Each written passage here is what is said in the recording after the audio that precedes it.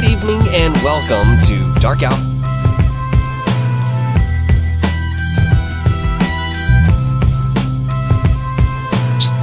It seems to be a little bit more peripheral, but in fact is actually more central when it comes to talking about the field of esoterics at length. In fact, this goes back all the way to 570 BC. And even at that time, the particular modality that we're going to be talking about tonight had a history, even then, known as the oldest form of interpretation within our third dimension and others as well, possibly, right? Tonight we're going to be discussing numerology. Now, when I first decided to undertake this particular topic, I have to admit, I've had mixed reactions with, research involving numerology or having some sort of reading that, encompassed this element. For me, it seemed as believable in certain respects and as tangible, perhaps, as astrology, which I've come to realize there are two specific modalities of astrology. One built on the old world interpretation, wherein you have the planets aligned in certain ways, the stars obviously move, things wobble and tilt as time goes on. So, I think some of you may have heard this in certain ways before as well, that the tropical chart is actually inaccurate, and instead of me being a Virgo, born in September, I might be the month after or before. I can't remember exactly how the tilt works, but at any rate, that's not that accurate and sort of misleading, I think, for a lot of people. Yeah, I remember being much younger and getting the newspaper and, flipping over to the comic section. And within this, you had your horoscope. And I always thought it was a good time and somewhat entertaining to talk about what your day might look like based on the stars and how they aligned. But in most cases, I think these were best guesses by the writers or somebody who follows a script in the way that you might look at a farmer's almanac and say, this is definitive, let's run it. Different days back then. But in numerology, I find that there is a correlation with vibration, frequency, and sound. Tesla was on to something, okay? But much before him, we had Pythagoras, and we'll talk about that in his association with being the father of Western numerology and how we understand it today. But here to do that with me tonight, folks, is a fan favorite, great friend of mine. He is the owner and host of NotAliens.com, has a fantastic revised book coming out that he will certainly plug at the end, because I'll make sure he does. Tonight, folks, I bring back the one and only Jared Murphy. Jared, how's it going, brother? Hey, pretty good. How are you? Good. Your audio sounds terrible, but I can at least hear you. Yeah, speak to me real quick. Let's see. Let's reseat some cables. That's much better. That's much better. Way better? Yeah. I don't know what happened. I don't know. You were sounding gurgly for a minute, so you're saying this is good or no? Yes, this is okay. You sounded really hot a moment ago. You were clipping, but it was only for a few words that you had said. How is it now? Great. Okay. And yes, I will plug the new release of Not Aliens with its new title later. Because in color, who doesn't want to see it in color? It's coming. Indeed. So nobody go out on Amazon and try to spend. There are some people out there charging crazy numbers for that first edition, but the new edition will be in color, and it will be under $30. Technicolor. $29.95, but it'll be in color. A lot of color photos. You know how stack? Oh, go ahead. There are some revisions that you've made within the literature itself, I believe. Oh, right? yeah. Yes. There's been some updates. There's a bigger, better, and also, I did not do the only color photos in the middle bait. I just want to explain to everyone, it is a lot easier to understand synesthesias and other abilities when you can see that yellow equals 3 + 4 or 4 + 3 equals yellow. It's a lot easier to see that when it's in color. And so it's not just a section in the middle of the book. It's the whole book is in color. So I'm glad that I brought you on tonight to talk about this topic specifically because, quite honestly, we've had many conversations here on the show and in our own private conversations outside of the show. I still don't know exactly how much you know about numerology, but I suspect that you do have some research underneath your belt, especially when you start talking about coloring in equaling some sort of quantification, a number of sort. There's certainly a science that goes behind that, and my understanding, I don't think there's many that can disprove this, but we didn't invent math. Okay, we sort of discovered it. It's a universal language, right? What are your thoughts here? Yeah.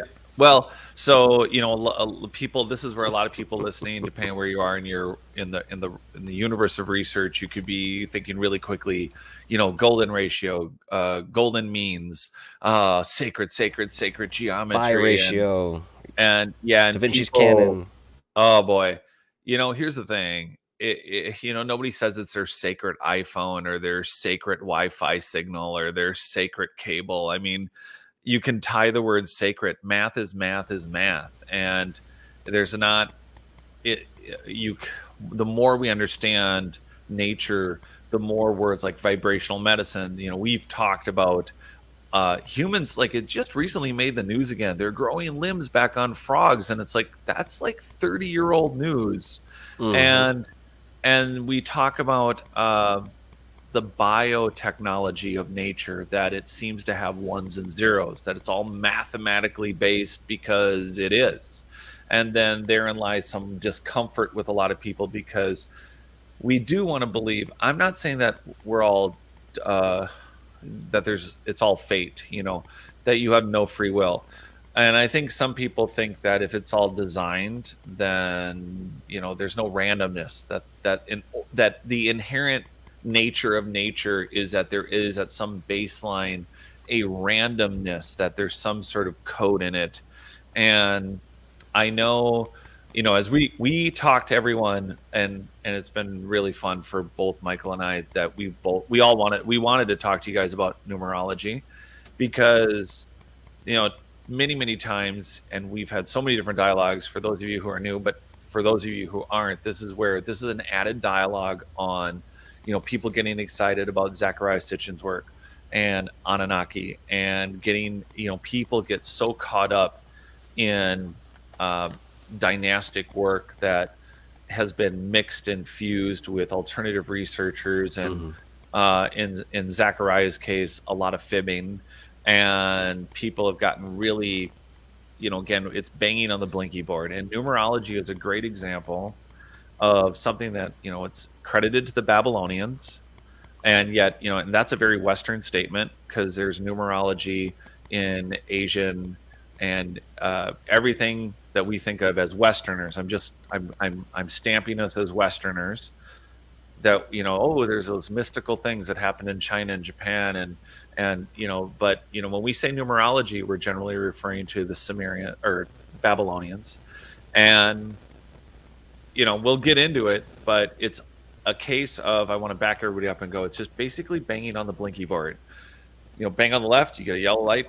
Bang on the right, you get a red light. And then somebody walks up 1,000 years later and says, why are you guys banging on a 747 control panel? You're in the cockpit. And somebody yells blasphemer. And over 1,000 years, if you've been banging on the Blinky Board and getting a reaction out of this ancient technology, and you have a meaning to it, then it's hard to give up that meaning when it's been fitting maybe 20 or 30 or 40 or if worse, over 50% of the time.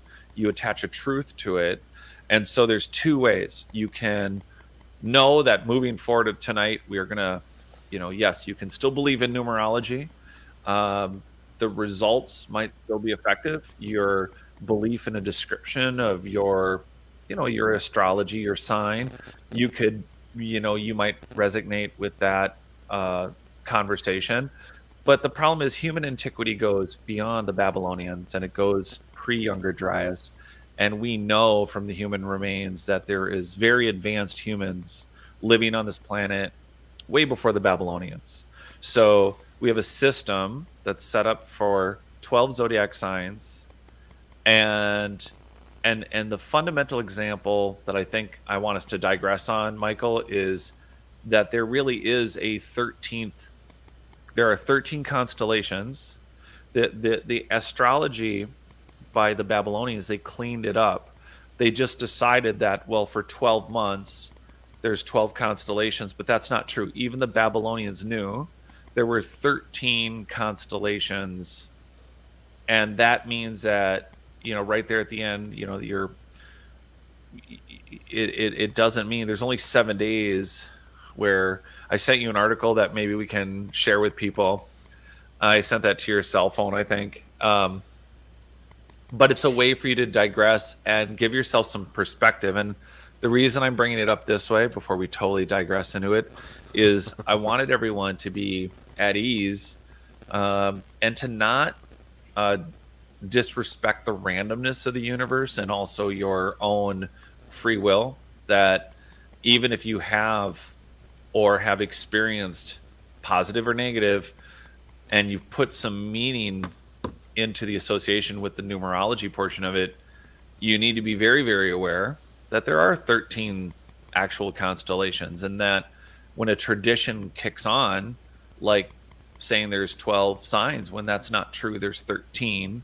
Mm-hmm. And it means that we have these traditions versus the biotechnology of the planet, the mysteries of who and what civilizations and humanity, and even our relationship. I mean, really, we need to bring up the moon in all this, because literally, is the moon even not, there's so much good evidence that the moon, and I know we're not talking specifically about the moon, but as an example, when you talk astrology and your feelings about the universe is different than the facts that there are 13 constellations we travel through in a year, and it's not 12, and there's a meaning we place on those 12, but the system we're basing it on is not our country, our religion. It's the Babylonian methodology that gets adapted, and we're also looking at it from a Western symbolism, and there are various other symbolisms and systems, but I think where we're capstoning this is in an area where I think it's a fun dialogue, because it's not something that I think people should put not that they shouldn't have an interest in, but I don't think they should put their faith in it like it's a science. No, and I'd have to absolutely agree with you on that, but yet we still have to go back to why people believed that these numbers were sacred in the first place. And I brought up Pythagoras because his belief and where he derived this from was his time in Egypt.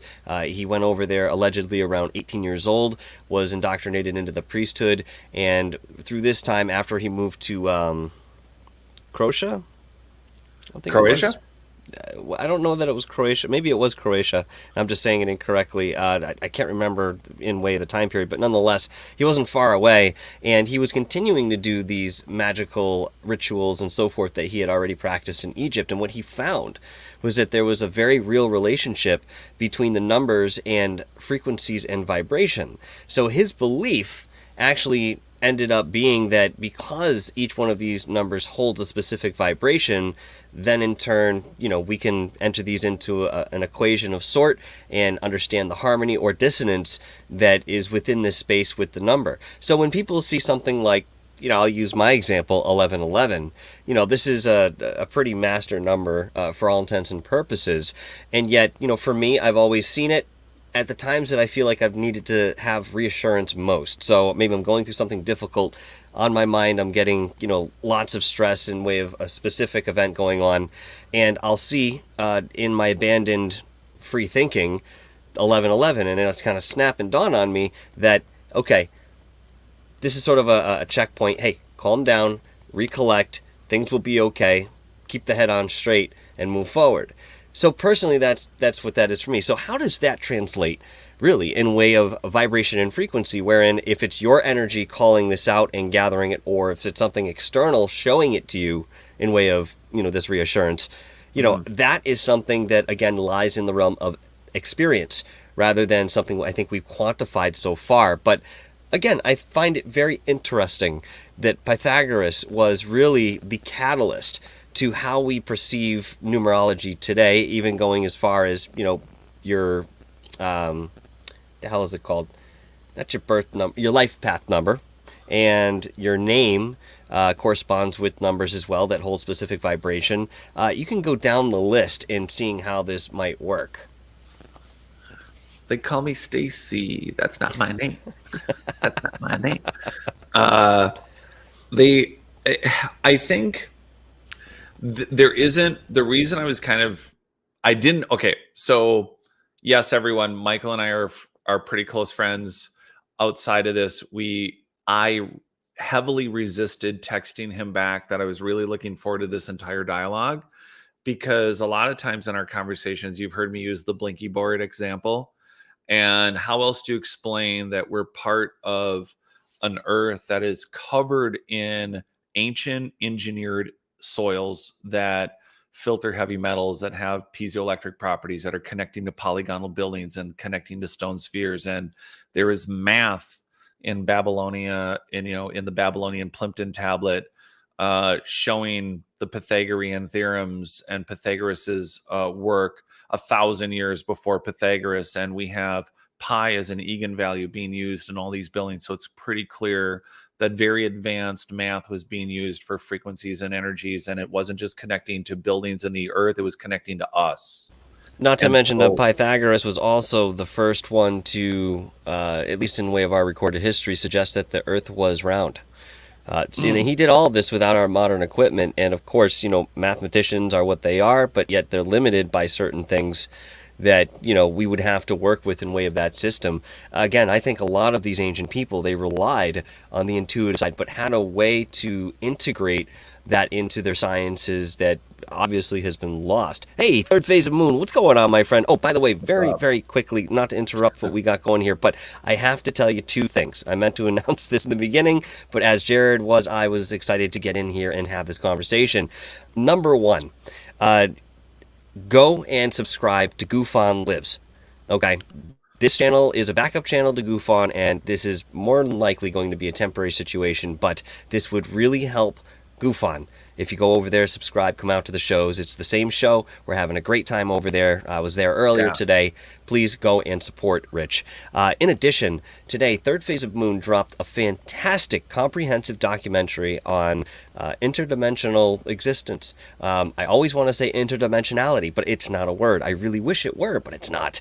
That being said, you had Blake and Brent talking about this and giving full commentary. You had Alex Gershnowitz from the Smithsonian Museum. He's on the Galileo Project. He was offering his insight on the physics and ideas of dimensional existences. I'm talking about beyond our third dimension, of course, and yet, you have me in there laying the foundation on, what dimension 0 looks like, the first dimension, second dimension, going forth, and then I, have my own segments as well. And Doc Skinner joined us to offer insight. Guys, go and check this out. It was released about 4 hours ago on Third Phase of Moon, and you will not be disappointed in this long-running documentary. Sorry, but yes, back to the topic at hand, Jared. No, I think that it comes back to like when usually we skip over quickly, and I say banging on the Blinky Board, and really it is a short, because early conversations that you and I have had, it's is it paranormal, is it extraterrestrial, or we have these different fairies, wizards, angels, demons, people pull in the things that they're experienced with in their family of origin story, whether it's a religious or Christian or side note, I keep forgetting to bring up some of the Hindu mathematicians. There's a Hindu mathematician that's on the books as having done all the Pythagorean stuff 530, 540 years before Pythagoras.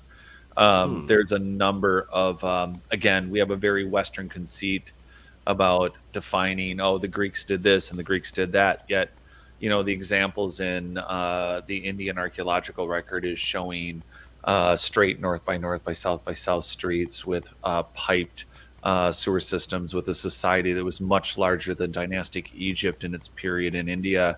And we get, Michael Cremo champions it, but we frequently never talk about it. We credit the Greeks with the Pythagorean stuff, yet, you have these Indian mathematicians coming up with the same stuff prior, and then you're seeing it in the Babylonian, you're seeing it in the cuneiform tablets.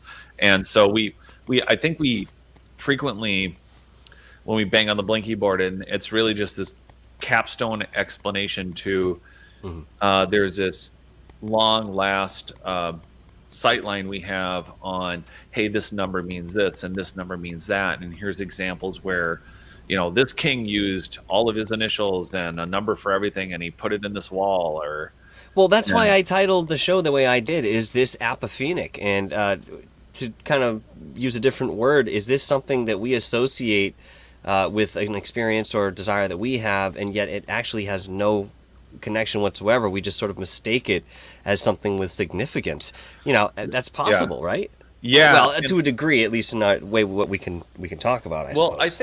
I think that's actually the starting point. So the end dialogue, and this is why I want everyone to stay tuned here and stay zoned in on this, because it's not about saying, hey, all of you out there have been wrong about numerology on every level and every number meaning in your life, and or astrology is BS and it's just a bunch of woo.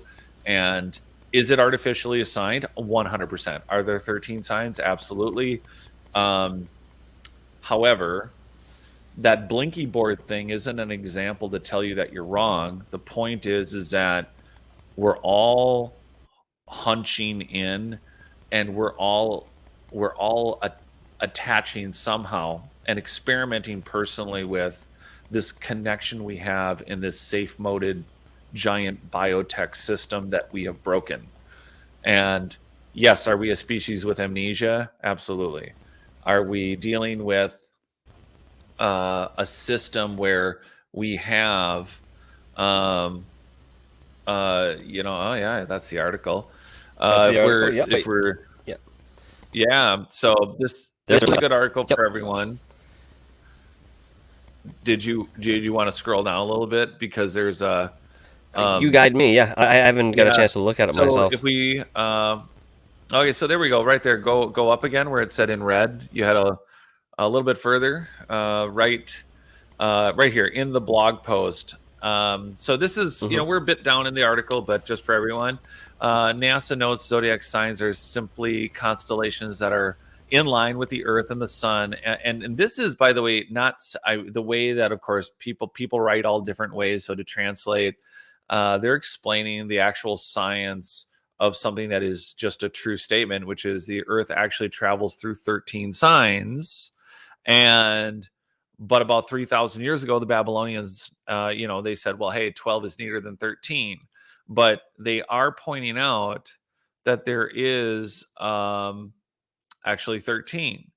And the reason that this is important is because the dialogue here isn't, again, to say, hey, you're wrong for wanting to invest in learning the woo or the magic of your sign. But if the sign isn't a tradition, and if you are putting meaning because you think there's some factual experience behind the sign, perhaps it's not the sign. Perhaps it's actually how your genetic code, the way it's been gifted to you by being born through your family, and the way you are now as an individual connected to what is also an unconscious collective consciousness. So there's the conscious side of it wherever you are, what you eat, how you work out, how you think, how you meditate, your how you operate in the world affects how you connect to this entire system. So your experience of it's going to be different. So it's not about you not saying, hey, I think I'm this 10th sign or 9th sign, or I've always felt like the signs were, that's not the point. The point is we're part of a much older, more advanced human race that in its broken periods over the last, definitely post-Younger Dryas. So in the time of the Babylonians and Syrians and the Harappan in India and the other dynastic societies around the world, we are talking about a very broken, abandoned, high technology time where in safe mode, we still have these traditions and these ideas. But now as we reevaluate it and grow, the idea is to learn the origins of, there's just not, I want, for instance, I'm just giving an example of, hey, I think I believe in zodiac signs and I really see these things they're really resonating with me, but they're just off. And then you read something like this article and you go, wait, now I know why they're off, but I still don't know why this resonates with me. Well, this ties into genetic human memory. It ties into, people, we joke. I remember I was Cleopatra, but I was never Bill the poop collector at the Roman Zoo, and then some people will chime in and say, no, I was Bill the poop collector in the Roman Zoo. But is it me, or is it that I'm part of a downloadable collective consciousness, including what we see in Carillion photography of that magnetic field around us that is what even standard academia theorizes could be kind of like a solid, well, not a solid state, but a living magnetic state hard drive of your being, of your memories, and that's directly in a field around you where it's also connecting to that larger collective consciousness. So does it mean then that in connecting to these systems that are triggering a conscious memory, is it more of a conscious hunch to an instinct, to something that's been stored in us, to know that actually there's a system that connects? Mm-hmm. And those are the questions, right? Some of it, so it's not about, it's starting with this, not proving yourself wrong for starting with the thought process of a sign or the numbers. But when you dig into it, it ties into something that might be way overwhelming for people, which is, do we have the ability to maybe regenerate cells and regrow limbs and vibrational medicine? And are we really mistaking paranormal and spiritual experiences for really dormant superhuman abilities that include synesthesias and the ability to connect directly mind to mind, second sight? And so the assignments we give it, if we're in a giant motherboarded computer and we look at the Nazca lines or the Jordan Nazca lines or something, or Bolivian Nazca lines, and we go, well, it looks like those are circuits. We don't look at trees, and we don't think of our dreams or our conscious walks as part of that biotechnology. And Right. It is. So it's just hard to disassociate when you've grown up with a particular religion and tradition or what have you, or maybe something really scary happened to you when you were younger and you're like, well, no, that's ghost, or that's this, or that's that.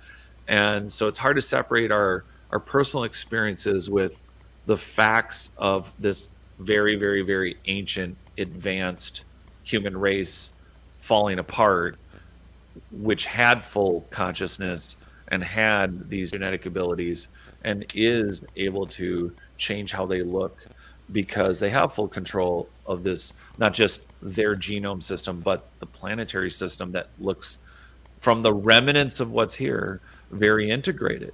Well, you really remind me of a lot of what I've heard about Atlantis in so many ways, wherein these people existed multidimensionally and had that awareness as well as physically the way you and I walk around. I mean, even at this time, some of the action over in that era, if you will, is sort of reminiscent of what we hear about when you get over to the spirit side. So, for example, sleeping was an option. It was not a necessity, as was eating. And if somebody decided to eat something, it was purely for the taste, the flavor, and that was the experience they were after. It wasn't anything in the way of satiation or that the body required the calories or some sort of, intake with that particular form of energy. So, when you look at this, and of course it's hard to talk about one thing and not relate it to everything else, because as we go forward, if we didn't know already, we are finding that most of this is connected and very, very integrally. You remove one, the whole thing collapses, right? So this brings me to the idea of what Tesla had really discovered and lived by. I mean, the guy literally lived by the 369. Okay, and he would always do things in threes. People called him obsessive compulsive as a result, but he may have actually been onto something that, is very important. Now, Jared, how familiar are you with the 369 as a concept here in way of mathematics and how it might relate to our physical reality? And before you answer that, Mysteria Dragonheart with a $1.99 super look at that. sticker. Man, I wish I could take it right off there and stick it on my shirt. Maybe they'll upgrade that in the next update with YouTube. That would be fantastic. But thank you, longtime supporter of Dark Hour Paranormal. And right after that, in tandem, as the bowling pins fall, we've got Betty Double Kick Chick with $5 super chat, says absolutely love this topic. Yes, it's really a popular topic, and yet I think that there are many people who don't really understand what's at the core. They're looking for that quick identification. They look in the horoscope, they say, oh, that resonates with me, oh, that resonates, oh, that doesn't really, whatever, but these two and these three do. You know, it really kind of makes me wonder, because yes, in way of astrology, I have certainly said, yes, there are things that resonate with me under this sign or how it's supposed to be. But when I look at my life path number, Jared, this is, even though it's presented in a general sense, there are some very specific things that I have found in way of that reading that certainly do resonate for me, things that I've just done automatically. But let's hear it. No, let's hear it. Let's hear your experience with this. This is good. Well, I mean, if we have a little time, I will read actually some of what my life path has said. But to give you a small summarization, my life path number is 11. It is considered to be a master number, and you know, there's a very specific way to calculate this. I won't go over it here because you guys can all look online and you can find this very simple formula using your birthday to determine your life path number. Now, this being a master number, there's an overarching element of spirituality that's encompassed within my life, and it's always going to be at the forefront of whatever I do.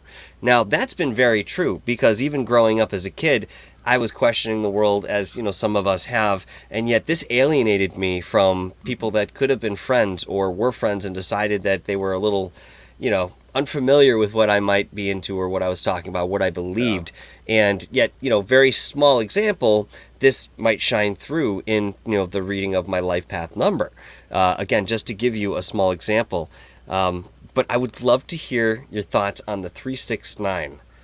Yeah, you know, I know of all the things I studied with Tesla, I understood that he lived by it. I understood his preferences for apartments and how all that, the numerology of it and how it all worked. And I think I I I just didn't go down that road far enough to, you know, again, to me, I chalked it up to the Blinky Board and you know, you're understanding. I think there's a distinction between when a number associates with a biological constant, and what I mean by that is I think everyone can probably identify with, like, hey, my whole day is going great. How I feel, everything's aligned, everything is going good, and it's not just that a car swerves, or like you could literally go from everything going really well and then something like what happened, and then you play back in the last hour or 20 minutes, or you know what changed, you know, well, I bought something and I used $1 or 20, and or you know, I don't usually go, you know, or you look at the time on a clock, and or you know, you associate something externally to, you know, what switched, what changed, why did this job, you know, why did I get fired, why did I get promoted, why is this relationship going good, why is it going bad, why did I have a girl instead of a boy, why did I have a boy instead of a girl, why are we having twins, you know, there's so many associations, and you're like, well, it happened on this and this, and that we could digress for the whole show, which I don't want to do on, well, this is a 3 and this is a 6 and this is a parallel 11, and you know, like I ironically notice 1111 all the time. It's weird. I'm like, why do I always notice that it's 1111? Why do I always do that? Or 1212? Why am I saying 1212 when it's 12 o'clock and it's 12 minutes past 12? And is it really 12 past 12, or did we just make up that number? Is it really 3600? I don't know. I mean, the reality is that the numbers that we've assigned to not only the clock, the fact that we have 13 actual constellations that we travel through, that we don't follow a calendar that follows the celestial path, the actual, and if we are about vibrations and frequencies, then how do you say that and then ignore that we're going through 13 constellation cycles? how do you ignore our relationship with the moon? You have to, I know, and the moon is related to the constellation cycles, which is all part of the numerology. But again, the debate is very serious about whether or not the moon is a natural or artificial object. And there are cultures, and I know, Sufi and I are going to be doing a show again about the moon's, all the dialogues about, whether it's the Bible or other cultures that talk about the time before the moon. And so there is a lot of debate about the construct of what is really causing the wobble, the spin of the earth, the constellations we travel through, and then therefore the numerology that what I think is part of that Blinky box where we're in a safe moded biotech system that we resonate with literally. And then we have to be honest about how many cycles are we going through, how, what time of the day is it actually celestially, not because we've assigned June 14th to the month of, Caesar, and they decided when June was going to be. We have adaptations in what we call the dates and the times of day that are disproportionate. They are not directly related to the actual celestial time of body of day, which means the actual vibrational energy of the planet and the universe has to be like, we can't pick and choose. Like, this is not a buffet. A lot of people, I love Christians, they'll be really critical of, you can't cherry pick your relationship in Christianity. You have to do what the Bible says. And it's like, okay. So when it comes to this, there's no going around it. There is an actual cycle of constellation. There is an actual, therefore, cycle of how many, like, you can't just have daylight savings. We have so many hours and seconds in an actual day. We have so many days in a year. The years and those days are changing. They always change. So every person who's ever been born on any day in any time period, irrelevant to what the Roman government has decided for our calendar,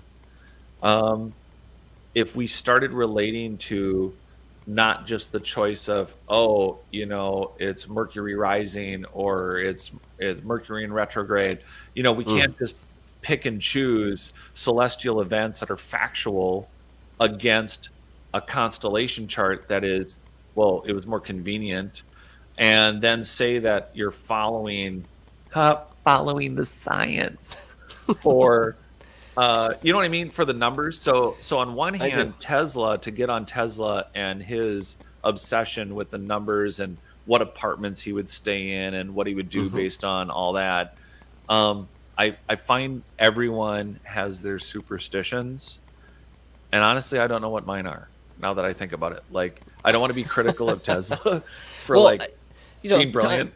You got to understand too, why Tesla was so enamored by 369 and why he felt that this was something that, as Frapsap says, I'm going to read exactly what he wrote. Nikola Tesla spoke of 369 as containing the secrets of the universe, and the understanding of that is the key that unlocks the mysteries of said universe, which is actually true. But, what does that actually mean? Right.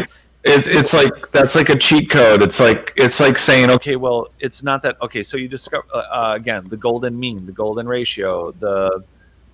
There are constants in the Minecraft building blocks of all things that exist. So down to subatomic particles, there seems to be mathematical rules that are and magnetic rules that do not change. They're infinitely small, they're infinitely large, they're perfect, they're continuous, and to quote Ken Wheeler, they're simplex and they're perfect and they're not changing. But you figure out how a larger system works. You can't apply it, Tesla, to what apartment you pick. That makes no sense.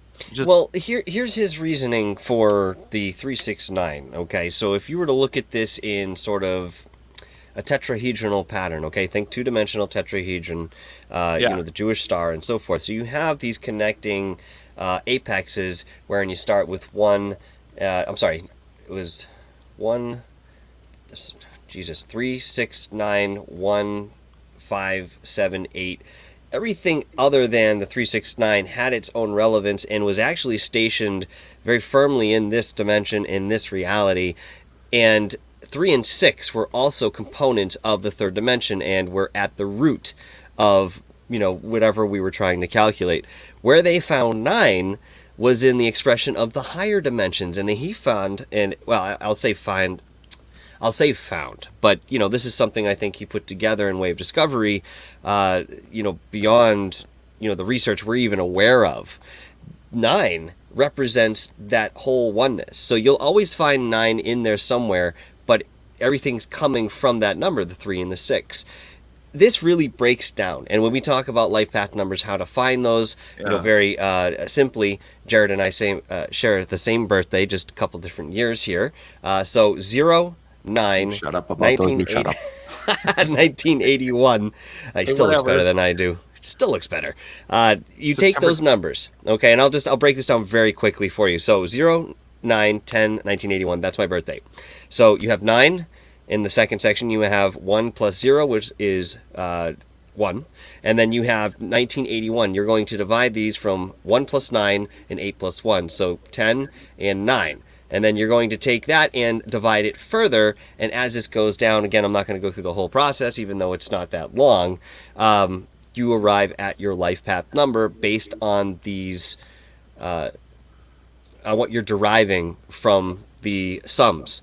So this is actually what Tesla was following too. This is what Pythagoras was following in a certain sense too. If everything breaks down to, in this case, 3 specific numbers, that's pretty interesting and may help us to understand mathematically where we sit in way of that knowledge of how to quantify not only our dimension and our purpose in it, or how our existence even has come about. And of course, you bring in sacred geometry, you bring in all these other old world mathematics that still had relevance based on the source, okay? And you're going to find these consistencies coming back to 369. It's the damnedest thing, and it's not something you can just shout out to somebody and they'll have an epiphany knowing what that is. You have to sort of explain it a little bit, and yet we're being incredibly topical right now about this, because if we were to get into the math, it's tough.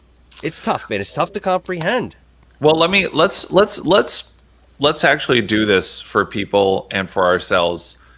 This is a conversation we would have if we were offline and at the bar or hanging out. Let's just, again, the months and the year that you just gave are defined by most recently the Roman Empire, right? So have you ever broken down what it would be celestially in Tibet or on the Hindu calendar? Have you ever taken your birth date and translated it to one of those traditions? Have you ever done it outside of the Greek, Roman, dynastic, Egyptian, Sumerian? Have you ever tried translating that numerology in I don't know what it is. I mean, the answer short is no, I haven't, and that's a fantastic idea, but I feel like I've just been flogged for some reason, Jared. No, I'm kidding. Yeah. No, I haven't, but yes, that is a really, really fantastic idea, because maybe they have a different interpretation of that, and that should be valid as whatever I'm talking about, right? I think I know, at least I have a little bit of experience with friends from Nepal and Kathmandu, and I know that their chart that they use to work it all out is over 3,300 symbols. Well, I wonder if they were to do this, they would arrive at the same conclusion in way of a reading or an interpretation of that person's life. Maybe they call it, a different symbol or something, but do you think that they might come to a similar conclusion?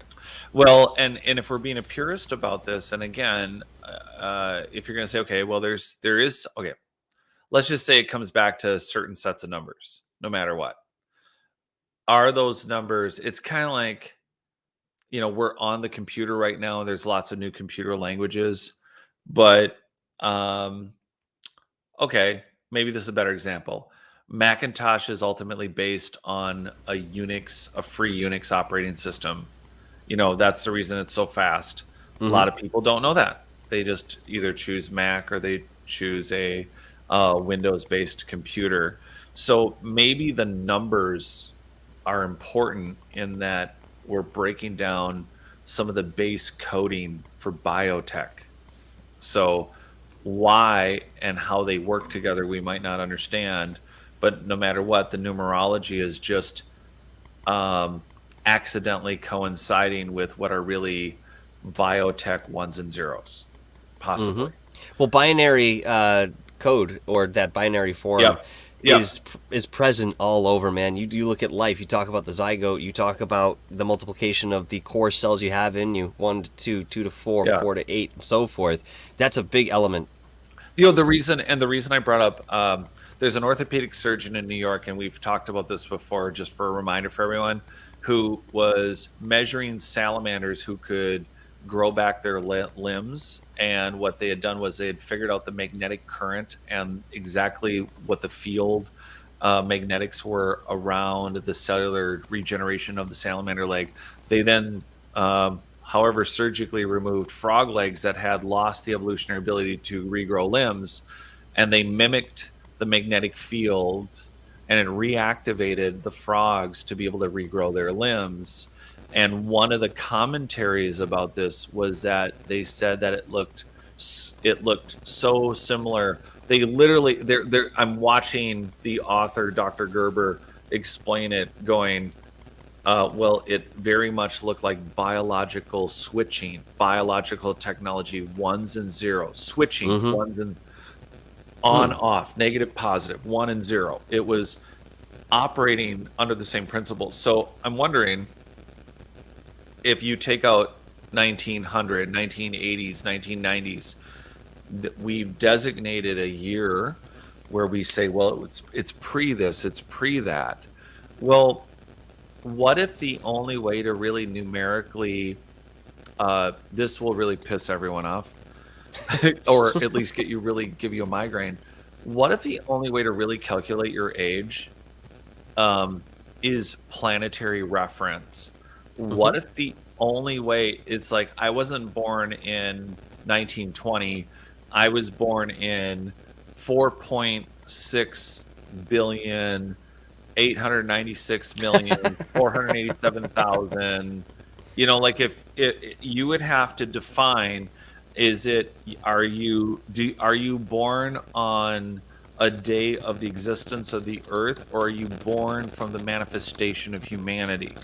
So is your birth date a reference to the beginning of all human consciousness? That's a different one. So what if we were not engineered, or what if we were not created? What if we evolved as it's suggested, but just much, much earlier? What if the theory of evolution is correct, but it's, and I'm only throwing that out, don't everybody get in a bunny about this, but don't get your pants in a bunch. But let's just say hypothetically that evolution, what if all the paleoanthropological finds of 100 million year old humans, 60 million year old humans, 3 million year old, what if it's all true? They're out of Africa is just, remember, a theory. It's doctrine theory, but it's a theory, and it shouldn't be doctrine theory. It should be, now we have Dragon Man and we have the Israeli guy and whatever. But the idea is that, okay, evolution comes along, and 2 million, or let's just say 1 billion years ago, humanity actually started.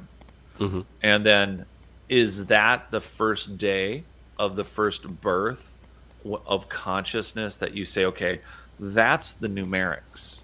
You start there, or do you start the day that the earth could hold any life?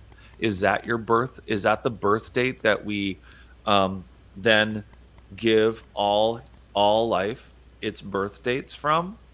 You have to ask yourself, or anyone following this now subsect of hip, trendy, and I'm literally, it's thousands of years old, I'm calling it hip and trendy, this idea of this post-flood diluvian, hey, I was born in 1946. What, really? What, 1946 by Caesar's standard? Hail Caesar?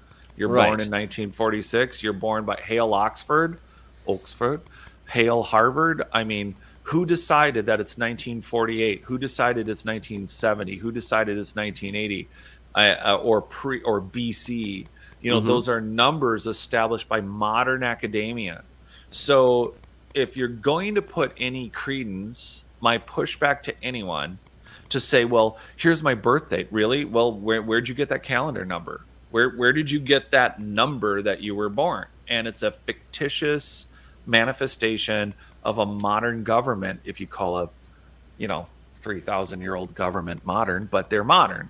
So the reality is, what is the numerology of your birth based on these other more, I think, if you want to do it for real, okay, let's sort it out, and that's daunting because we don't have an exact start date to the planet. We don't have an exact start date to humanity. And so what does the numerology of your birth look like then? If I haven't beaten this horse a little further, but what would it look like if we pick okay, yeah, there was a big modern society before Mount Toba. Do we start all births at the Younger Dryas at the flood? Do we start them pre-flood?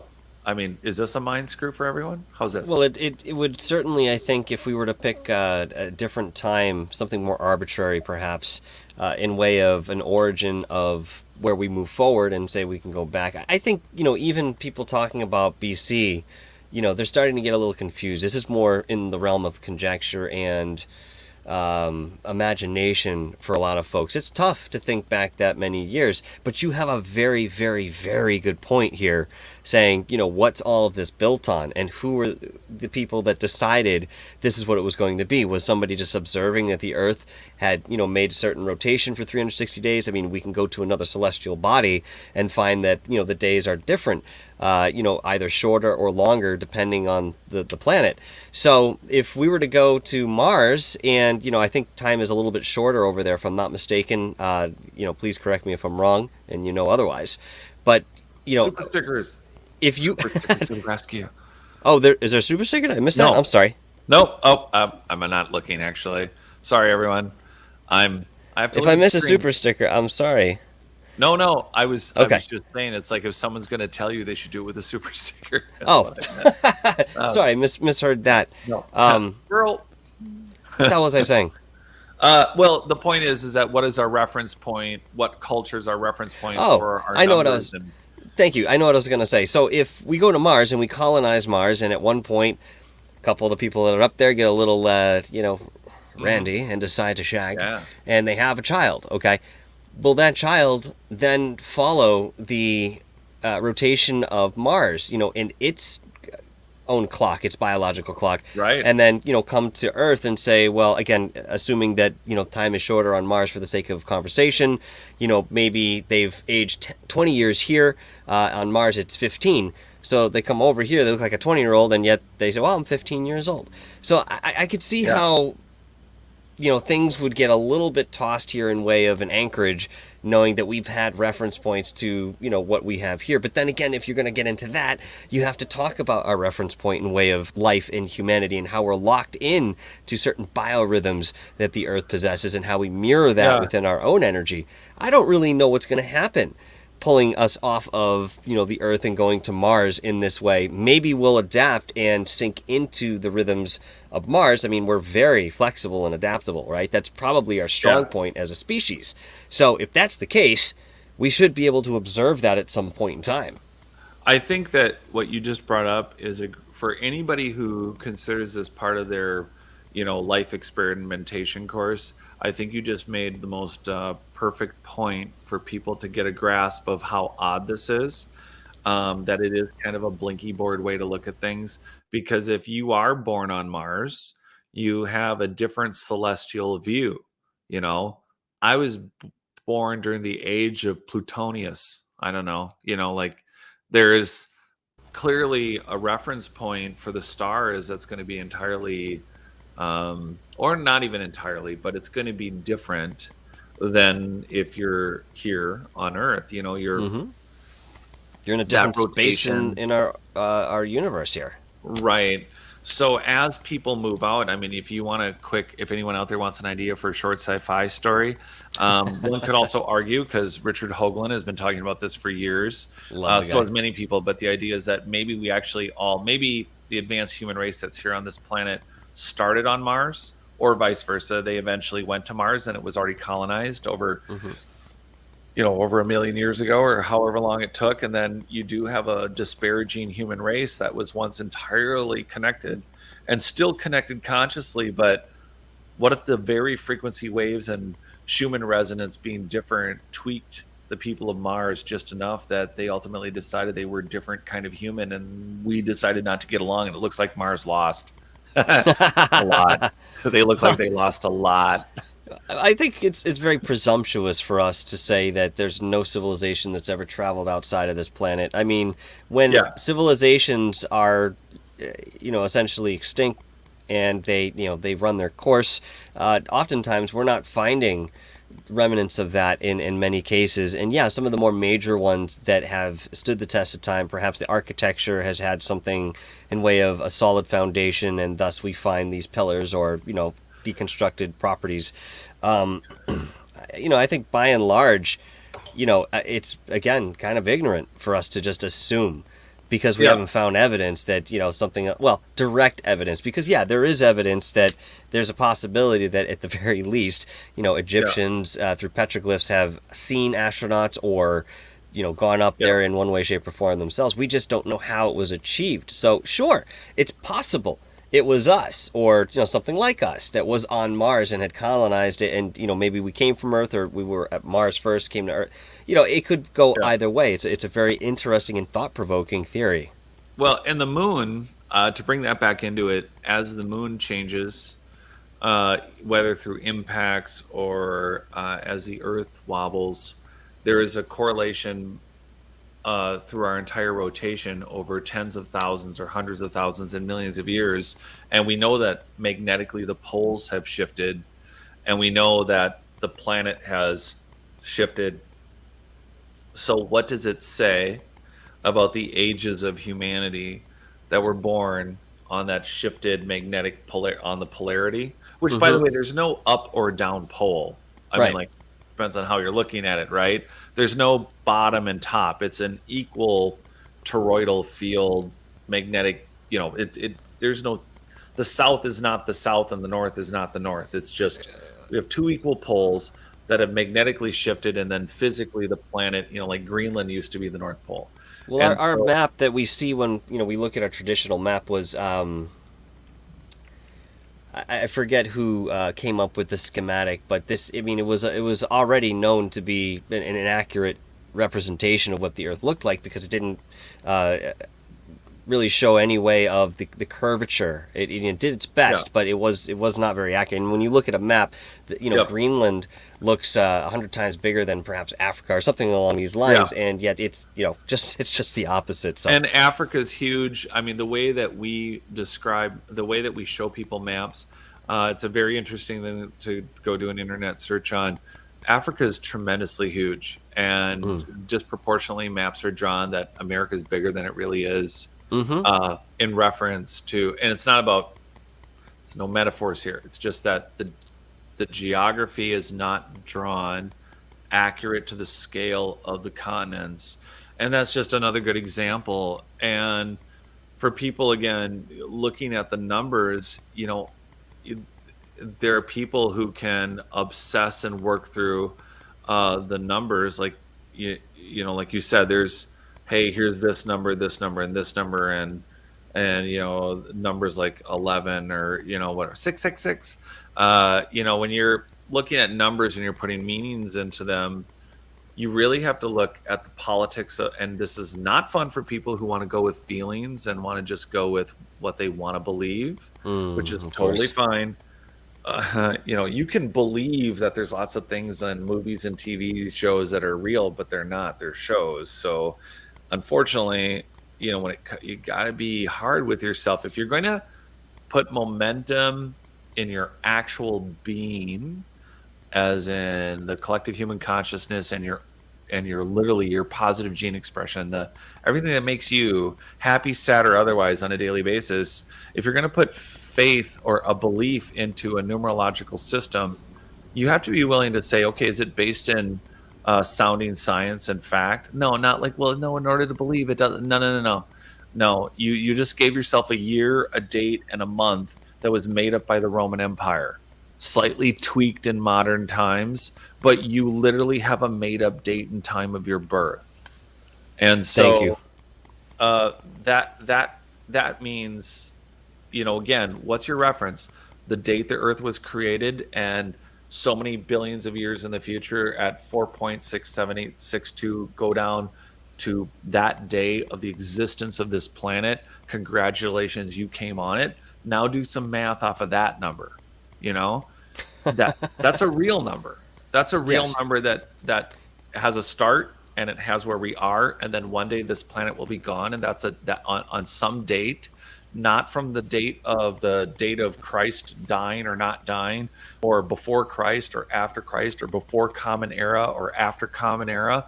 I mean, that's all made up. So, I mean, literally, we speak in terms of history as there's prehistory. Really, isn't all history history? The vernaculars are. I digress. So, the point though is that when you give yourself and say, hey, this is a, in quotes, powerful number, and this number relates to my life, and I'm living my life with a trajectory, we have very powerful abilities locked inside of us genetically.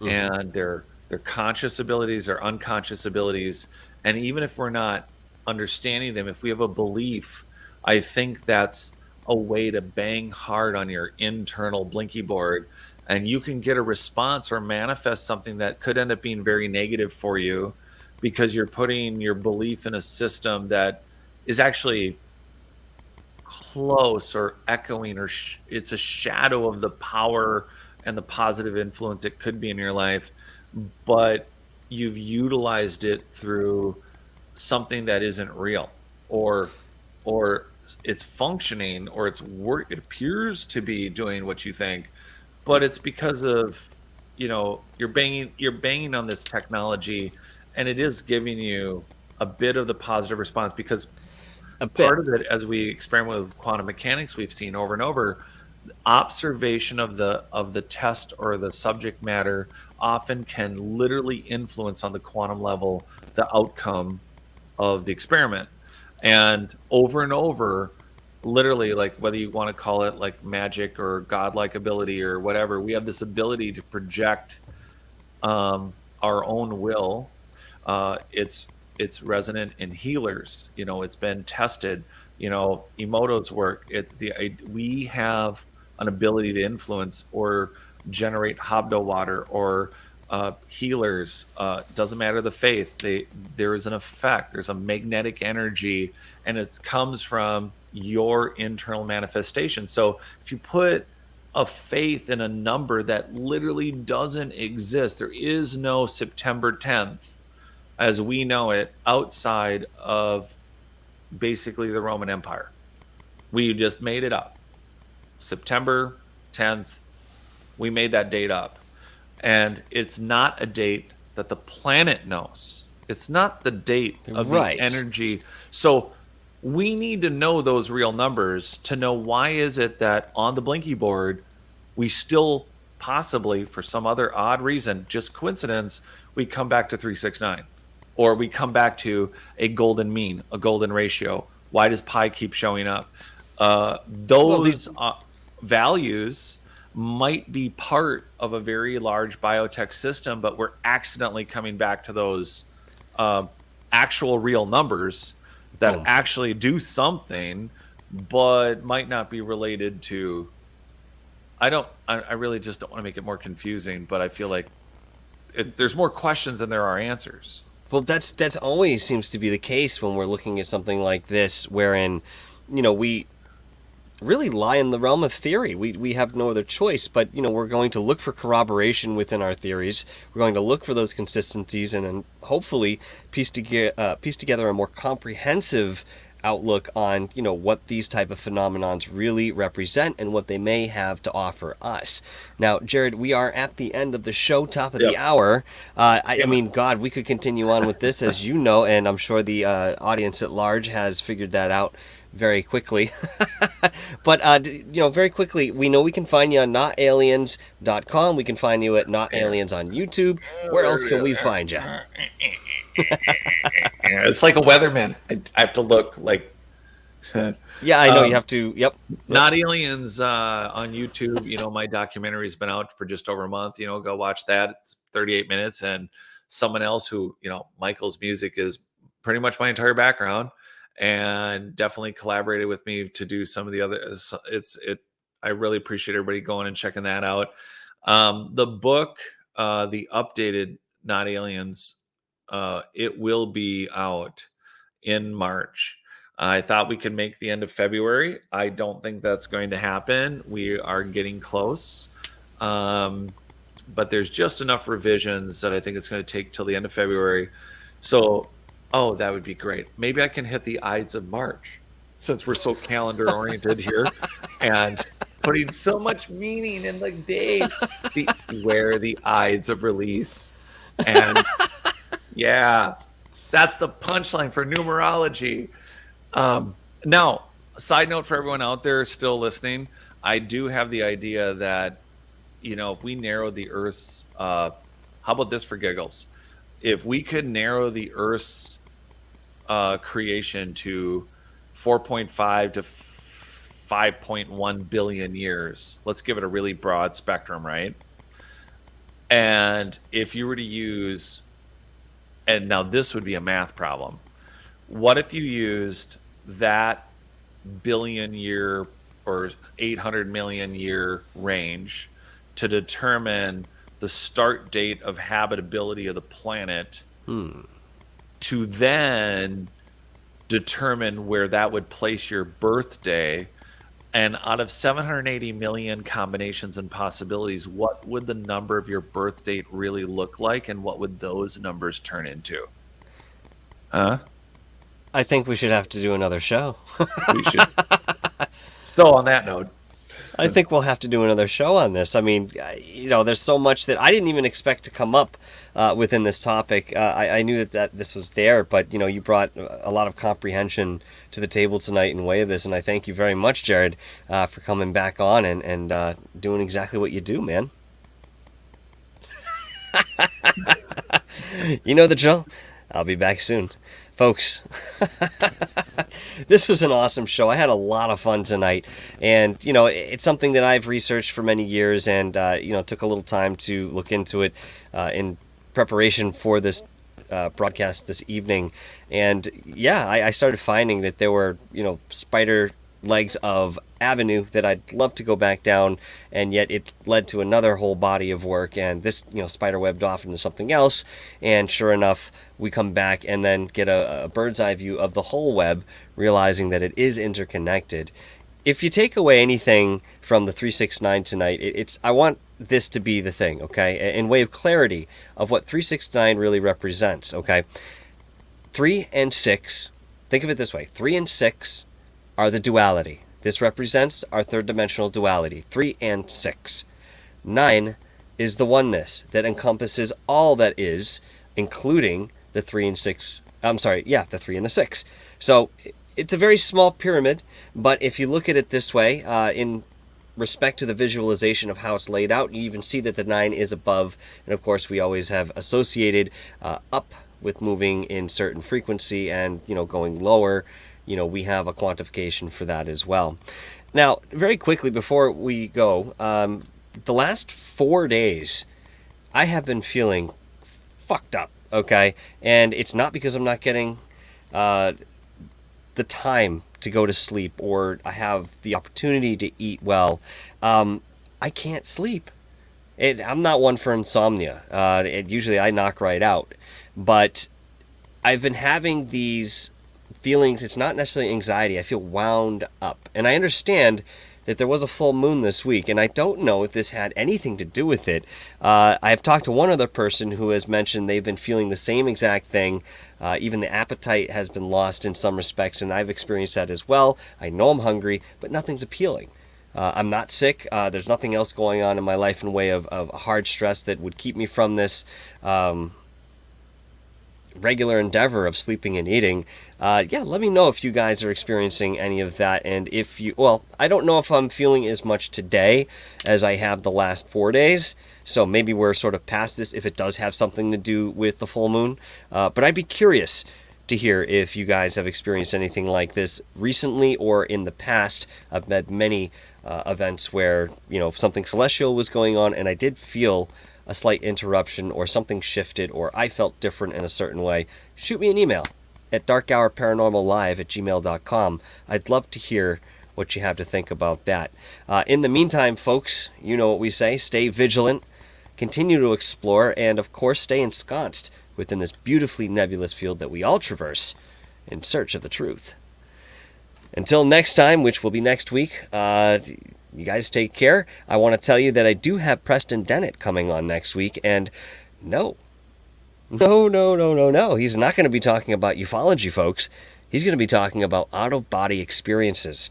Now, I've known Preston for a little while, and I had a chance today to really speak with him at length for the first time, although we've been involved in projects many times over. We never had a chance to really sit down and talk. If you want to know anything about what this man has experienced in way of out-of-body endeavors, go check out Art Bell's Midnight in the Desert. Preston Dennett was with him for a show, and he goes into such detail. It's real, folks. It's real, and it's natural, and it's something that we can do if we just take a moment or two to discipline ourselves, to experience the process of what it's like to astral project. And then from there, to sustain it is another idea altogether, in way of what energy you might have the capacity to do this. And with practice, I understand you can persist outside of the body with much more vigor than, perhaps if you're just starting. So, man, I'm really looking forward to that show. I'm sure we'll have at least another person with us next week, other than Preston. But this is a show you do not want to miss. So, until next time. Ciao.